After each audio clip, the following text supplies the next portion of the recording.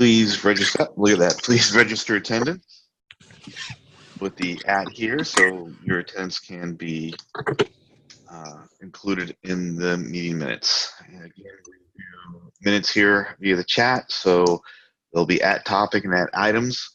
Please feel free to add @ items as we go through, and they'll be included in the meeting as well. You should be able to see on my screen right now the agenda for this meeting. And so we will be going through that. The first item, and please feel free to do the @ here's even after we do topics and everything else. The minutes will sort it. Action item review. So we will go to the minutes from the last meeting, and we will scroll to the bottom to get a list of all action items. All right, action items. The first one, actually, the patch sets were merged for the tech profile work. Was tagged before the merged. The repo was split. Not sure there was Jira created for it, but the repo was split. And we have a stabilization branch, Volta 2.1, as well as the master branch. And I think all the patch sets have been tested except for the event patch sets. And those are the ones outstanding to go into, in terms of features, to go into the stabilization brigade. So any comments about any of those?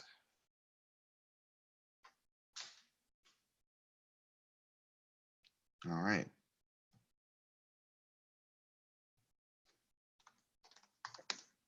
We will go right into the TP merge readout. Just wanted to put some time on the agenda today for anybody to comments about the merge into TP stuff, just so we can keep that for future use if we ever have to do a big merge like that. Just if anything good, bad, ugly that people want to mention about that. So the forum is open. Any comments about the merge? I think considering the amount of stuff we merged, I think it went pretty well. Okay.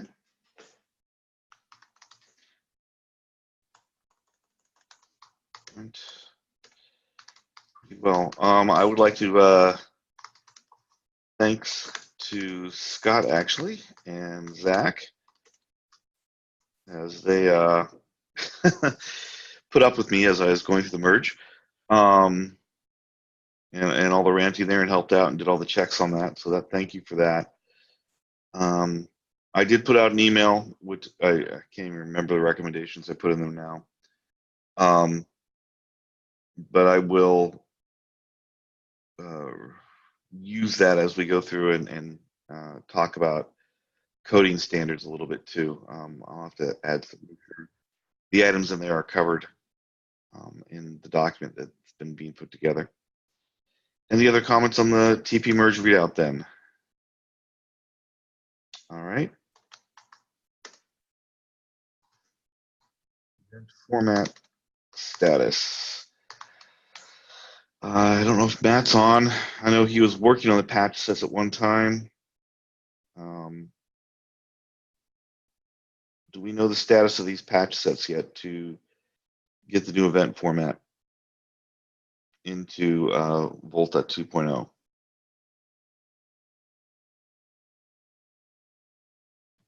Let's go look at the good old Garrett.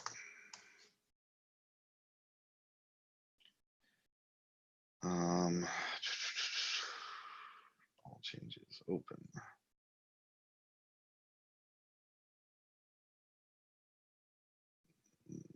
Does anybody know which ones these are?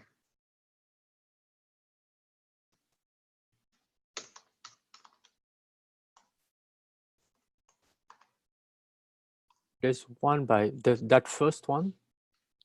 I think that's. Yeah. Okay. Thank you. That was a Pi Volta one. There's another one for Volta OpenONU adapter by Paul again. So if you search from Paul, maybe. Okay. Status open. Owner.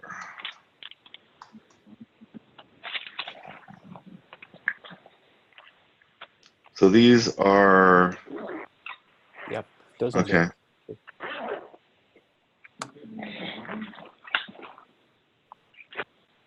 the So those are outstanding. Do we know if they're ready for merge? Well, we're not verified right now, so that one's not ready. That one is verified and reviewed. We don't know if they have to go in together or not. Because I can't imagine you can do the OpenONU adapter before you can do the Pi Volta adapter. I think they can go separate because the Pi Volta no, sorry, they can't. They have to go together because an ONU. I thought it was an OLT, so they are all Python, so they have to go together. Okay. And I don't know if Paul attends this meeting. All right, taking action item.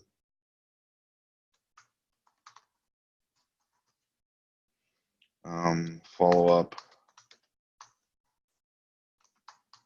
Paul. David, this is Amit. You can assign that to me as an action. I'll follow up with Paul and get back to you on an email. Oh, that would be great, event. Thank you. Yep. New event definition. Patch sets.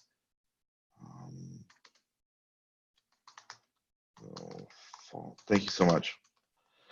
Follow up with email. Excellent.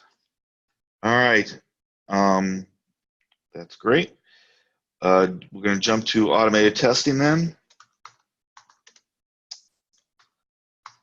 Automated testing. All right. And I got word from Kalesh that he had some slides to share. Are you on? There you are. I think You are. Suchitra is one. Okay, let's see, Shasitra. Where? Actually, I think if I turn off my share, you should be able to grab it. How's that? That way I don't have to find you in the list. Let me stop sharing.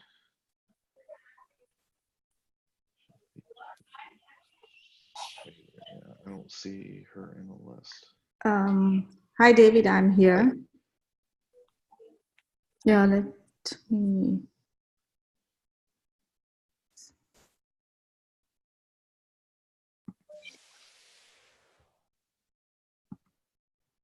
There we go. Excellent. Can you see them? Yes, thank you.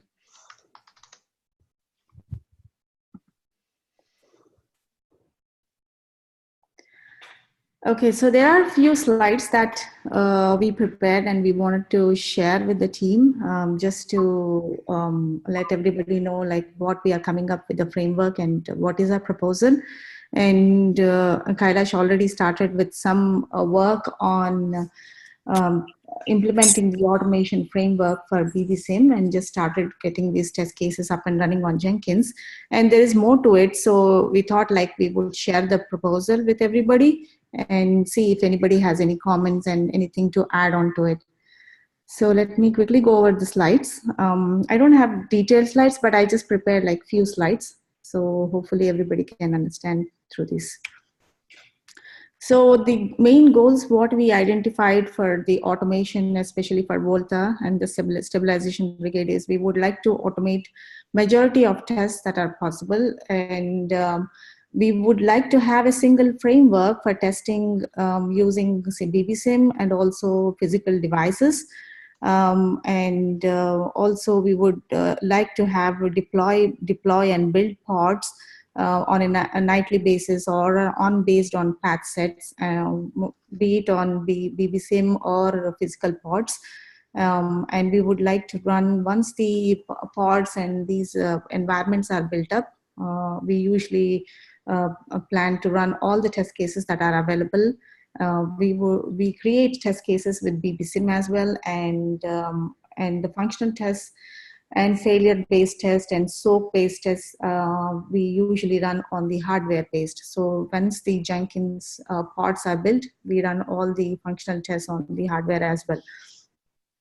And another important thing to identify is we should have a debug capability whenever there are failed tests. Let's say on the Jenkins, when some of the tests are failed and somebody goes through it, and then there should be an easy way to see what tests have been failed, and we should be looking at the Jenkins results file and find out the failures and debug them appropriately. And our proposal is to reuse and the existing CBA test framework that we have right now, because most of the components from CBA could be reused. There are several components that we have already written as part of CBA testing that could be reused for Volta test framework as well. So I will quickly go through those as well. Quick question before you move on from the first slide. Yes. You mentioned that you want to automate majority of the tests. Why not all tests?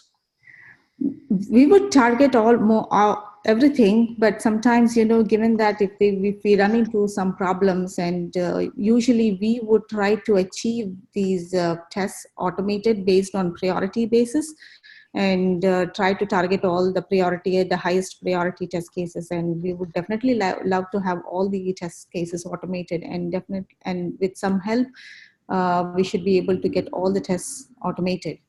Okay. I really would prefer having a statement saying that all the tests are going to be automated, not majority. There's no exception. If we implement a functionality, that should be a test. I think the goal is to automate all tests. I would agree there. Anytime you say I want to do all of anything, that opens you up for the impossible, right? That assumes all tests can be automated. Yeah, so right now we don't have a way to automate fiber detach from the ONU, for example, right? I've looked at possibilities but everything I can find costs like $2,000. So we haven't done that. But I mean, even with it, we can identify those cases and say, maybe we don't have money today, but this is what we're going to do. I mean, if the goal is test everything, it is a lot easier for us to say, what's the priority? Yeah, fair. Yeah. I mean, it's a fair point. Let's move on. Yeah. Yeah, definitely. But if we were to set some kind of automation threshold, let's say 70 to 80% of the tests need to be automated tests. What is that something? I think if from a goal statement, the goal is to automate all tests that are possible to automate. Right. Yeah, that's fair enough, and that sounds good, because there were in CBA, as Saurav was mentioned, that some of the hardware related tests we couldn't really automate them, so there was like manual intervention as well. So okay. The second point is, can you please elaborate a little bit about the adding debug capability of failed tests? yeah, adding debug capabilities, I could quickly show you at the end of the slides. I was planning to show you what the debug capabilities are. And then we already have an example of CBA test framework and how it helps in debugging the test cases. I can show you there, and if you have questions, you can ask me there. Mm-hmm. So anything else before I move on? Okay. So why we are talking about using existing CBA test framework is, as I already indicated, that we already have the framework ready, and just to highlight some of the important framework that we have that existed in CBA is we implemented the CBA test framework in Python, and we used robot framework as a tool to couple everything and then run the test cases. And robot framework, as many of you might be also knowing, I would just highlight the important aspects of robot framework that we had used as part of CBA testing is we had the plugin, and which is from the robot framework, we use the plugin to couple with Jenkins, and we run the test cases, and we use it as a great reporting capability. And the robot framework itself comes with a reporting capabilities, which is really good. And we don't need to write any extra libraries in order to show up any debugging capabilities. Robot Framework comes with it. And you can also group these tests into various test suites, and each test suite can contain, like you can group similar test cases into a particular test suite, and those could be grouped and shown as a particular report. So I will show you as an example at the end. And there are a concept called templates in Robot Framework that helps in writing test cases which have similar functional aspects to it, and that could be derived very easily with Robot Framework once a test case is available. Usually when you write by changing some kind of setup and you want to reuse an existing, you want to write a new test case by changing some kind of setup, so you could reuse an existing test case and still get all the capabilities of Robot Framework.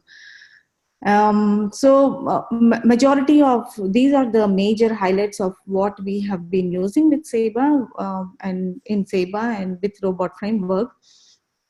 And why Seba? So because we already have all the libraries, most of the libraries that we wrote as part of a Robot Framework that could be reused with Volta, and since it is already available, we can have a faster implementation of these tests if we reuse the existing framework and then just change few things and add few keywords or add few libraries, and then we can reuse as part of Volta.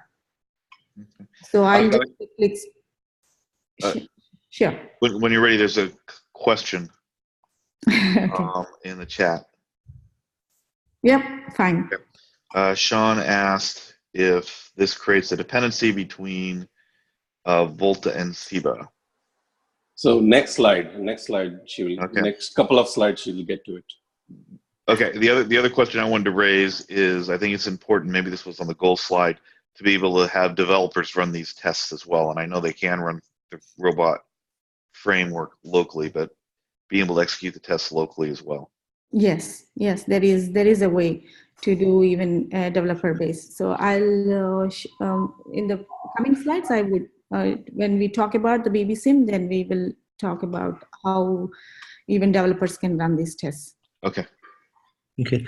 Since we are talking about utilities like robot framework, have you ever looked at some other alternatives like Ansible playbooks, which you can automate the entire deployment and like getting ready for the testing?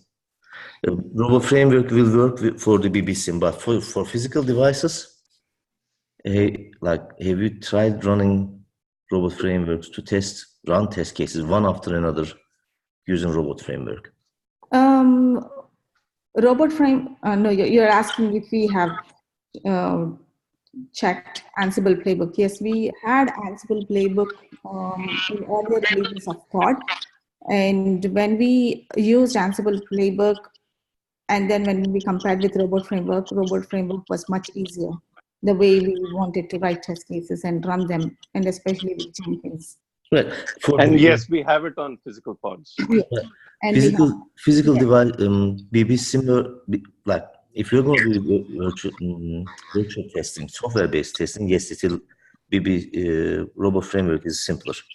But how are you going to do physical device testing? Yeah.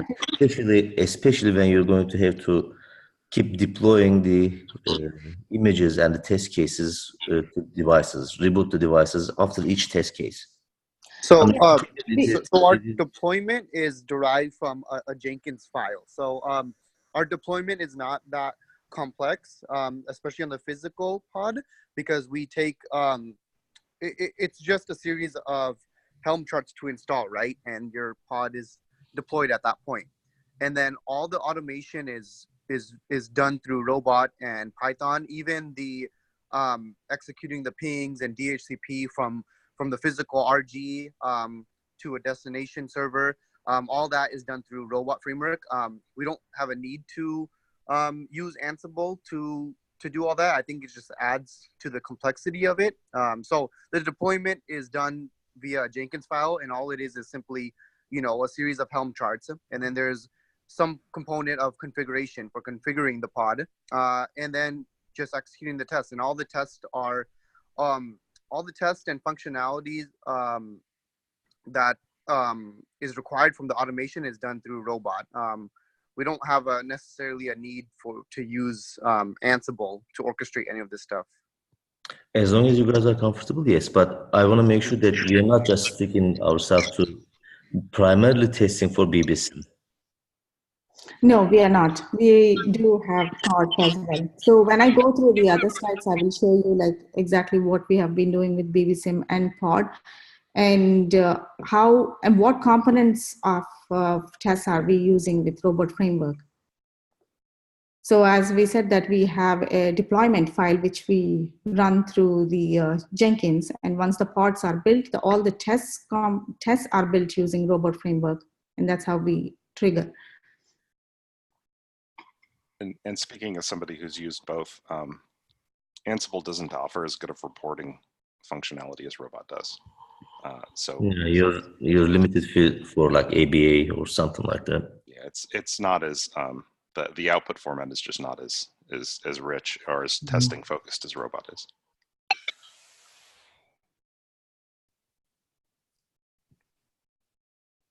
Okay, any other questions before I move on? So just quickly talking about a CBA test. Here in this call, we cannot go through the entire framework structure. So I thought like how we are reusing a CBA test and then relate to a Volta test and then the framework with giving a framework as a reference. So let's say in CBA, what we used to have is once the pod is deployed, then the next step is like we are configuring the pods, and that could be either using Tosca recipes, or we have the JSON files. And as part of the framework, we also have JSON inputs, like let's say the pod references or the OLT, ONU references and source, let's say the RGs, and those components, we write it as part of JSON, and those references are also taken, inputs are taken as JSON references through the framework. And once all the configurations are pushed, then we validate the initial status of all these devices and subscribers. It could be either in Volta, it could be in ONOS, and in case of CBA, we also check through NEMs, through NEM using the various REST API calls. We check the devices, subscribers, whitelist components, and the framework. We have there was an existing framework which was also written by NorthForge, where they had the access to the CLI. So we reused some of the NorthForge test framework, and we had used as a framework reference in the CBA as well, whenever we are making some CLI calls to Volta and ONOS. So we do have some libraries which help in accomplishing those. And once the initial states are checked, and the next step is like we authenticate. So, and the framework, in the framework, we have written some components where the authentication is going either to whether it could be like a container where you have created your RG, or it could be a source host. And then we have these functions that are written where it logs into a specific host and then sends this WPA supplicant request, and then checking the command status, command output status. And these libraries are already written as part of it. And once the authentication is successful in the test, we are also checking, we perform a DHCP assignment request. And again, here we have libraries which are already written where we send the DH client commands from a specific host, and then we validate the command success, and also verifying that whether we got the assigned addresses on the specific interface that we are looking for. And along with that, we also have the last step where we are doing an end-to-end ping. And again, there we already have the libraries which are available, which we created. which sends these ping requests, and by specifying whatever hosts we want, and then we are validating the success of these ping requests as well. So Are there any tests to verify that traffics, whether it's ping, DHCP, or authenticate, are going to the proper, are being triggered by this proper switch flows, as well as have the proper tags on them as they go? Not just that the ping gets there, but it got there the expected way, I guess. Not as of now. We are just doing a simple ping request right now, but we could add that as part of the framework. David, that's kind of implicit in the test because, for example, in SIBA, the interfaces on the CP servers are double tagged. So either the traffic has the right double tag or it won't get an IP. With the physical test, I saw that with an old version of SIBA in a box. I think when Andy and I were debugging it, we saw traffic getting somewhere that we weren't quite sure it was actually going the way it was expected. So I'm not, depending on your test setup, I'm not sure that's always the case. I mean, well, in the physical pod also, we make sure we do the pings through the interface that we, authenticate through and execute the DH client on it. So that's one level of validation too, that it's going through the right route. Okay. Yeah, and then I'm sorry, and all the interfaces and the source, destination, and the interface IDs, we define it as part of the inputs in the pod configuration files as in a specific format, like the JSON, which I explained. So we take these as inputs, and this is how we validate. Whenever we have as a ping request or a DHCP request that we are sending. So we are just passing and reading these values from these input files, and then for that particular pod, and that's how we are validating each function status.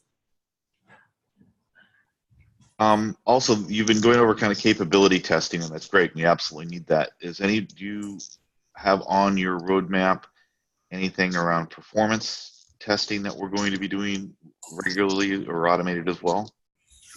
Yes, we not in this plan, but yes, in SIBA we had this roadmap, and we had been using the BBSIM again to do the performance testing. And yes, we would have that as well, because at this time I didn't add it as part of the proposal, but going forward, yes, the same framework. Since we are leveraging the same framework to use BBSIM as well, so the capabilities could be extended to test the performance as well. Thank you. Okay, any other questions before I move on? Okay. So that's a example, and these are the steps. I just gave a quick brief overview of how a SIBA test is as part of framework reference. In a nutshell, this is this simple diagram which actually shows. And on your right-hand side, we have this SIBA automation framework, but I didn't include everything there. The components that I put it on this right-hand side are just some of the libraries that we already have. Like, let's say, in the box, we have the REST API calls. So we have already a library that was implemented for REST API calls, and that was mainly used to send requests and to the NEM layer. And so that library is helping to retrieve all the CRUD operations. And next is the Volta library, and then the ONOS calls. So again, is this the same things, like where you are using the CLI access, and using that library, you are able to send a command, and then you are able to get the response out of that command, and then you are able to parse based on your test, and then debug your test outputs accordingly. And so Chitra, the Volta library, it uses Volta CLI as its method to talk to Volta, or REST, or gRPC. Yeah, this currently we have the Volta CLI, the one which we used as part of SIBA. Okay, thanks. And even the ONO. So these were the Volta CLI and the Volta ONO's CLI libraries. We had reused the ones which Northforge has written as part of previous Volta testing, and we have extended some of the capabilities on it, and we reuse these components. And the other main, one of the important aspect as part of our test is in SIBA was that we have these inputs defined in a particular JSON format, and we every test uses these configurations and inputs that we have either in JSON or Tosca, and then we use this based on our need in each test case accordingly. And there are also some common utilities. Let's say, which we just talked some time back about pings as an example. We want to send this request to we have to log into a specific host and then run this particular command, and then parse the output of that command, and then get the responses accordingly based on the test purpose that we have. And there are several other libraries that we have which go around and then which are reused, but these are the main things that I just wanted to highlight because this goes in reference with what I wanted to talk about for the Volta automation framework. And then this on the left hand side, it shows that the test, we use the same framework, and we had been using the same framework even for a physical part and also for the SIBA in a box component testing. And we had been running these tests nightly on the physical part for SIBA parts, and running all the functionals and data plane failure scenarios and extended functional tests as well. And we also have sanity kind of suites. And for SIBA in a box component for SIBA, we used the same framework, and we created some tests for basic sanity tests. For a quick path set verification, like we have just started with Volta as well. Run these tests, build the images, and then launch these tests using the robot framework. And then once all the tests pass, and then we are able to commit these patches. So this is there's a question. Is the test or the framework based on the AT&T workflow today? Yes, that's correct. Okay. Are there other workflows that we need to incorporate into this automated testing? Because in SIBA, I think until the previous release, we were just focusing on the AT&T workflow. But yes, if there was a TT workflow which was implemented, or any other workflow that we have, we could have added them. We had RCOD Lite component. Okay, hang on. So let me explain, right? It depends on really how you write the test, right? Our current tests, yes, are based on the SIBA workflow, but for example, AT&T workflow. But that depends on, say, doing EA poll before DHCP, right? So if you trigger the test that way, yes, then it will do EA poll first before DHCP. But if it's some other workflow, then you just write the tests in a different way. The libraries, the right-hand side of the diagram that Suchitra is showing, has the capability of doing all of them, right? So it has the capability of going and checking for EA poll things before before the test triggers it to go check something else, right? The point is the current tests are written for the AT&T workflow, and those tests are not going to work anyway if you consider a Volta-only part, right? Because the test does things through NEM and stuff. So if NEM isn't there, you can't use it. So it depends on how you write the test. It's just the library, the framework itself has the capability of doing multiple workflows. That makes sense? Yep. Okay. Yeah, and also just to add more to what Saurav has mentioned, since all these libraries that we have written are modular, so, and if you see a robot test framework, you could write whichever way you want, and you can call these libraries anytime you want. And these libraries are very independent, and there are not much dependencies, and they run in a clean fashion. I'll quickly show you as an example at the end how these tests are written. And to that, and to even the point of straw, right? If there is a test sequence that is not currently automated, we expect the community to contribute test sequences as well, not just rely on any one group to put testing in. Testing should be everybody's job. Yes, totally agree. One additional question on this slide. I don't know if you are covering in the next slides, but do you have a slide that shows the end-to-end workflow, how people are going to contribute to test cases, how the Volta image is going to be built, how it's going to be deployed, how the test targets are going to be cleaned up after each test case? Do you have a bigger picture? In these slides, I don't have a picture to show, but we can talk about it because we are talking bits and pieces, but it's actually covering from an end-to-end perspective. But I don't have a diagram at this point to show how we are building. But the last slide, what we have in this particular deck, we have a workflow, like to show like what we are doing as part of a Jenkins job and how we are doing it. And if you have more questions, probably you can ask them there. And I'll wait. Because the question is a follow-up question for David's original inquiry. If we are going to ask people to go ahead and write test cases for every function that they're implementing, we should tell them, okay, here's how we're going to do it. And here's how we're going to take your changes. Here's how we're going to detect your test cases. Or here's how you're going to register your test case with our system so that we can run the next time.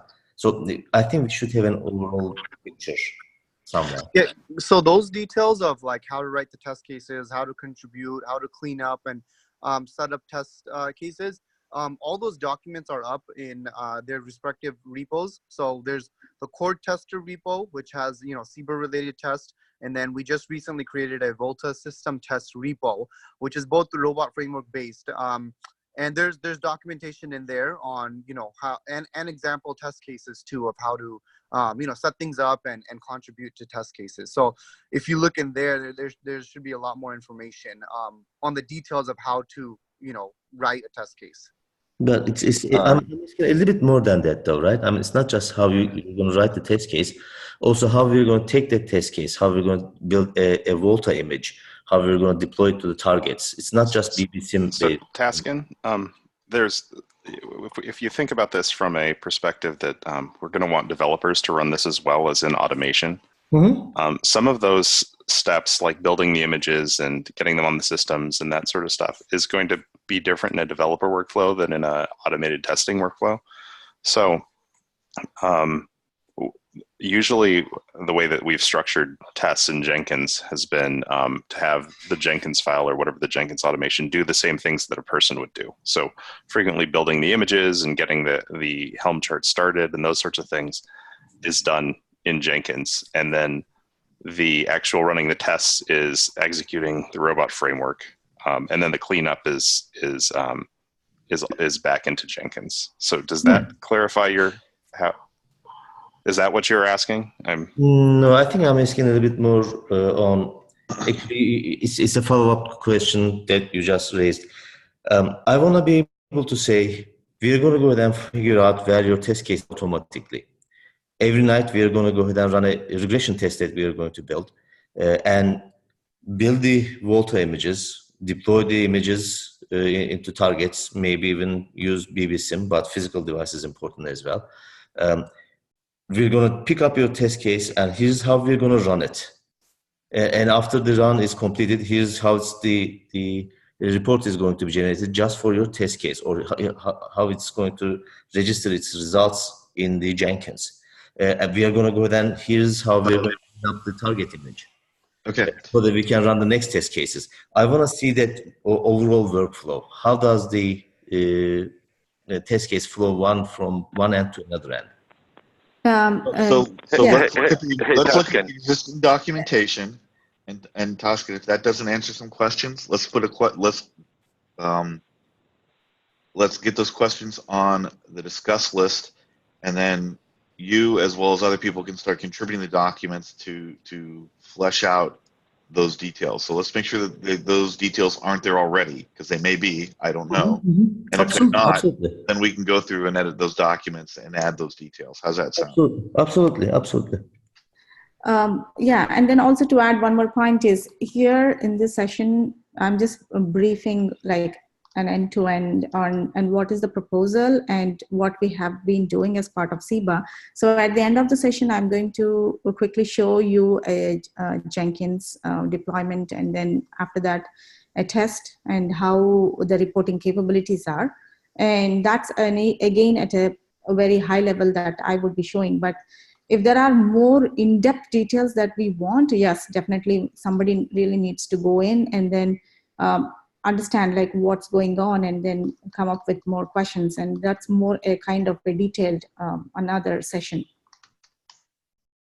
If you have to go through that kind of details. Yep. I think we have to go to. That's what I was trying to get at, but not in this meeting. I mean, we are not expecting everything to be ready with one slides. Let's go and take an action item. We'll add those.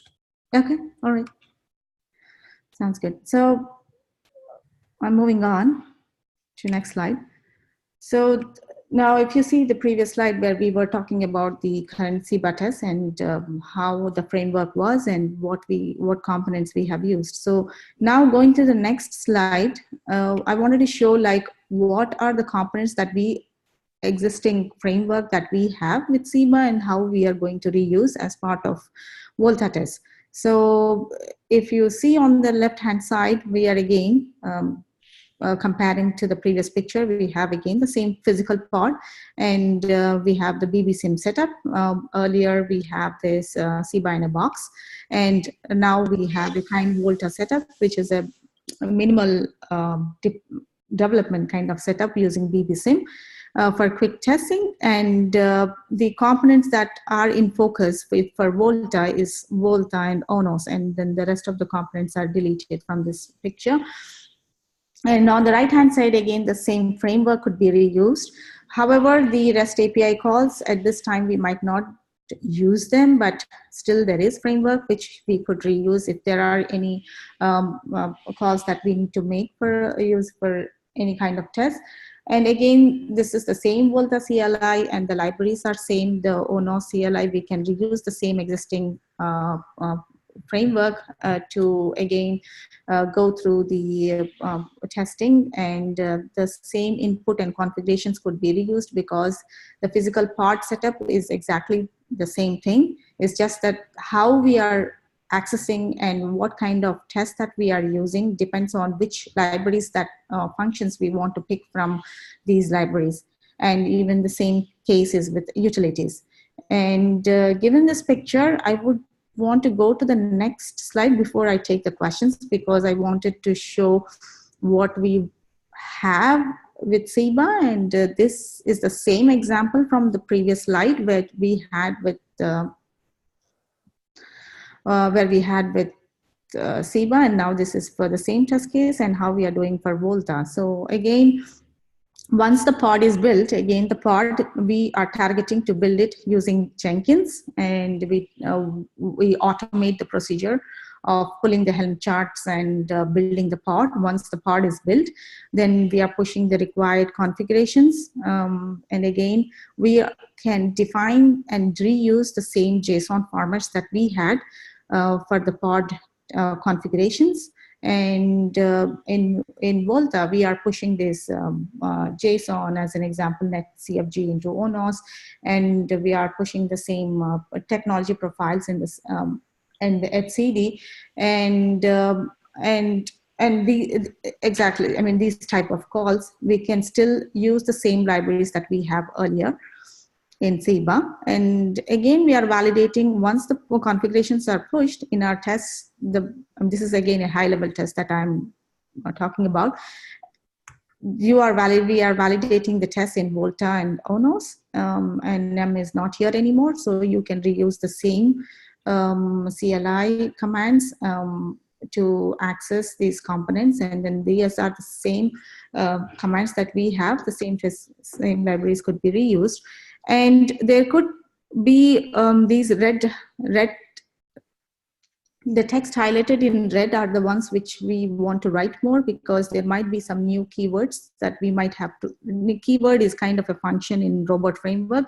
So there might be a necessity of writing some newer keywords, but still using the existing framework to do some more verifications in Volta, because earlier all the verifications were done through SIBA, but now most of the verifications or entire verifications will be done in Volta and ONOS.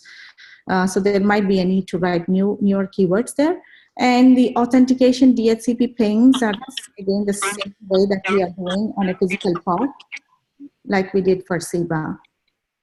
So that's the overall picture, and that's the translation of the automation framework reference to the Volta test. For the pinging, what are you pinging from to? I guess the question is, it just from, I'll call it the virtual device behind the RG, if you will, up to the internet? Yeah, right. So how are you doing that without an AG switch? In our setup, we do have an AG switch here.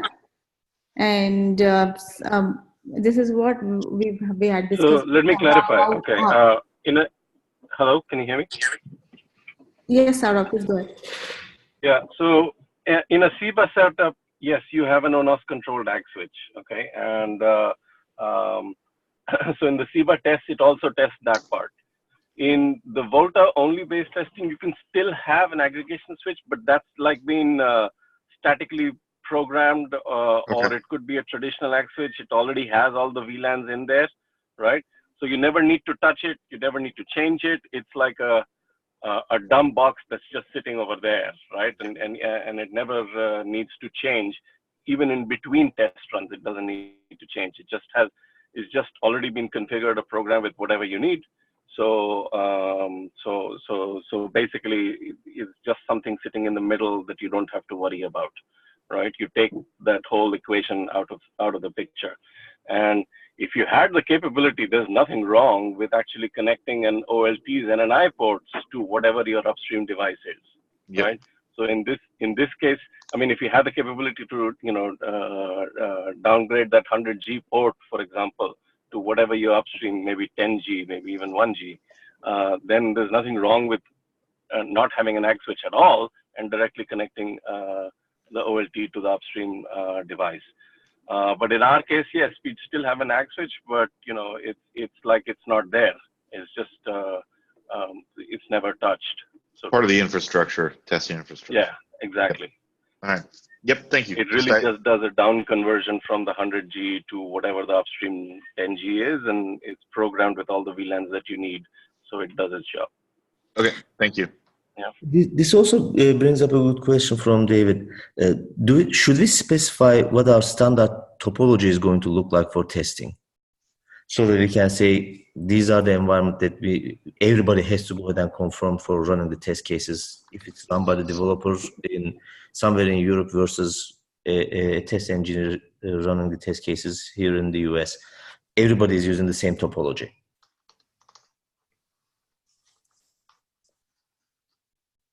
Will that give us any benefit? Because I believe as long as you have any way to verify that the ping is going through the ONU and OLT combination, the rest of the topology doesn't really affect the system.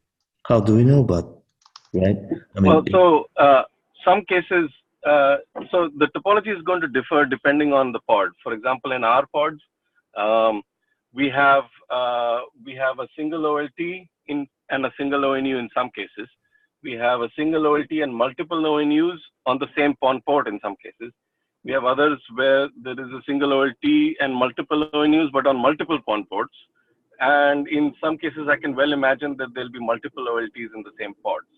So the pod configuration will be changing from pod to pod, depending on what kind of resources people have, right? If you're looking at test centers, spread over the world.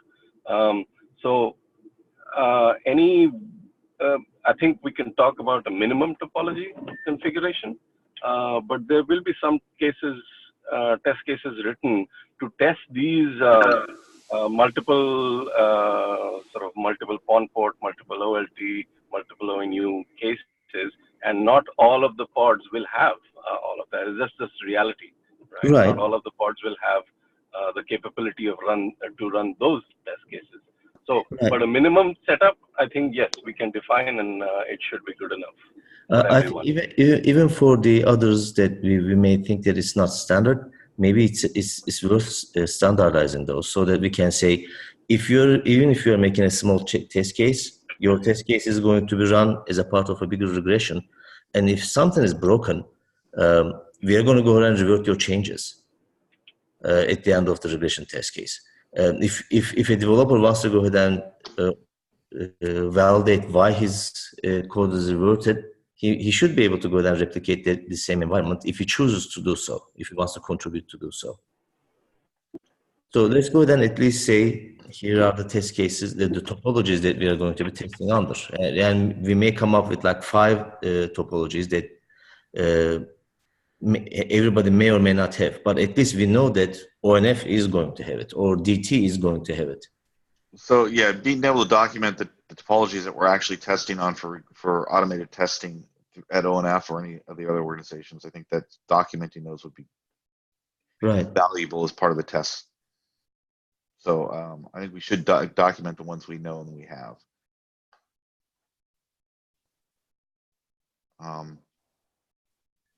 Yeah, like. And Zach actually referenced the physical lab setup, and that may have some of that in there too. So if that's not sufficient, then we can go back and augment that with other. And within the test framework as well too, we have deployment configuration files per each pod, which is being used by the test automation itself. So that's where it'll pick up like, okay, how many OLTs does this specific pod have? What are the IPs of the OLTs or the RGs? And things like that. So we can even point you to the deployment configs and kind of what that looks like. So that, because that's different in every pod, right? So the test do you make use of like configuration files. And as part of the test plan, like we usually come up with the topology that we have, and this is where we are testing. So every, like even in SIBA and even in code releases, we had been documenting the physical pod and the topology that we have, and then that is where we just wanted to show everyone that this is where we had executed all these tests, and these are the results for this topology. So that's documented on the wiki pages as well, if you see on our system test web pages on the wiki. So just to throw up a 5-minute warning. I don't know how many slides you have left, but yeah. Okay, let me quickly just browse through the slides. Okay, so then this is the last slide. This is where we wanted to show the difference between what we have been doing with the BBSIM and the Volta kind Volta setup and the hardware parts.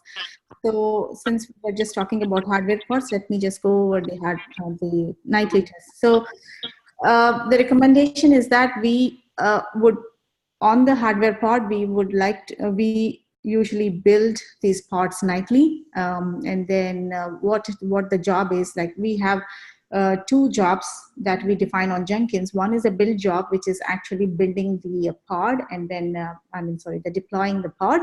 And then once the deployment job is successful, then there is another Jenkins job that triggers right after, based on the success of these deployment, that which is the test job, and the test job actually defines and then defines the configuration setup, and then it will pull all the test cases and then runs all the specified test cases as part of the Jenkins, and then it gives us the report.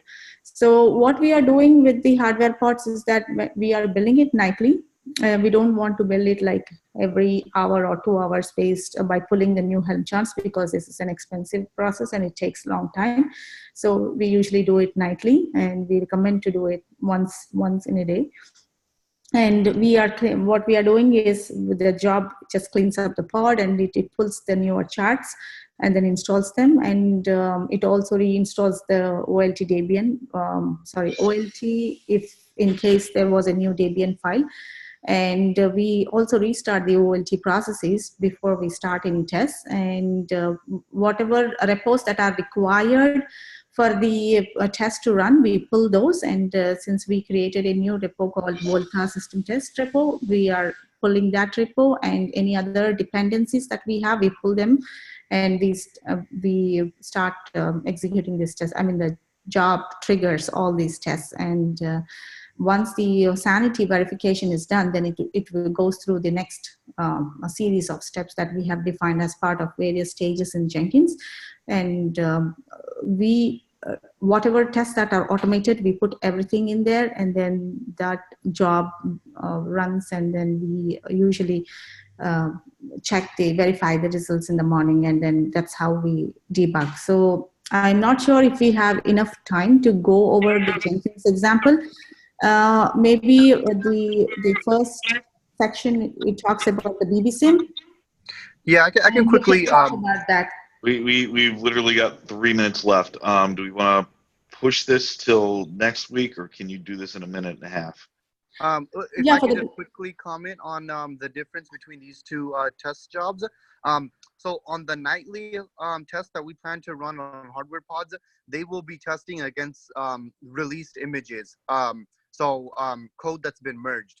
And the patch set verification using BBSIM takes a different approach in that it'll check out the patch set and it'll build the images locally and run through sanity tests using BBSIM. So you can imagine the nightly test will actually be testing against multiple patches that's been merged. And then the BBSIM patch set verifications will test your specific patch set for quicker turnaround. Yeah, because it's not feasible to test every patch set on the physical hardware due to timing constraints and resources. Okay. Let's leave it as there. Thank you guys so much for this. I know you posted a link, or someone posted a link to the slides. Let's take any other questions offline in the discussion list, just so we don't encroach on the next meeting. If there's more, we'll cover an agenda item next week as well. Next week, yeah. Yep. Okay. All right. All right. Thank you again so much. Thank you. Thanks everyone for attending, and we'll see you on the list or on chat or maybe in the next meeting. All right. Bye. Thank you. Thank you. Thank you for the presentation, guys. Thank you. Thank you. Bye.